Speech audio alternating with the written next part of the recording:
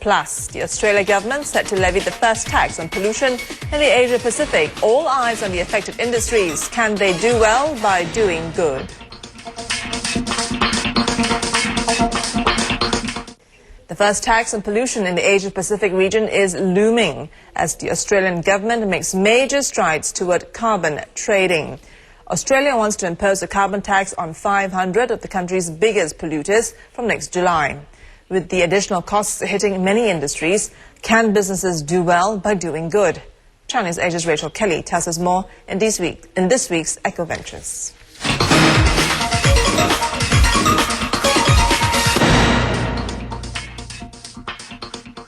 The nation's biggest airline, Qantas, says the proposed carbon price system will cost it up to $118 million in the first year it's implemented.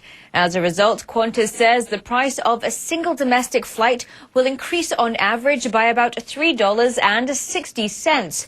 The biggest polluters like aviation, mining, manufacturing and energy will be the biggest payers. However, the complexity of this system may mean a financial boon for others. The Senate, once they pass the legislation, it will be officially through. And then once that actually occurs, from my business perspective, what we will be planning to do is looking at, first of all, consulting and advisory services. So there'll be 500 companies that will have to suddenly deal with their carbon footprint. We'll be looking at technology because a lot of the smeltering, a lot of the energy-intensive businesses are going to need technology for more efficiency. We're also going to be looking at credits. Carbon Conservation adds that companies have the opportunity to look at credits, which can be sold into Australia after 2015. It says mining giant Rio Tinto is an early adopter of avoided deforestation, and it's one example of being profitable and sustainable. And they put down $3 million to protect an area of forest, which would create 1 million tons of carbon. This was 5 years ago, 2006. Also what they did is they showed their profitable but sustainable nature, meaning by creating these carbon credits at $3 a ton, roughly, they then started trading at around $9 a ton.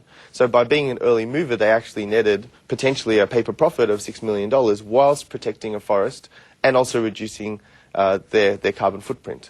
Avoided deforestation is a relatively new concept which allows a company to purchase a piece of forest from a country for its carbon, which would have otherwise been chopped down.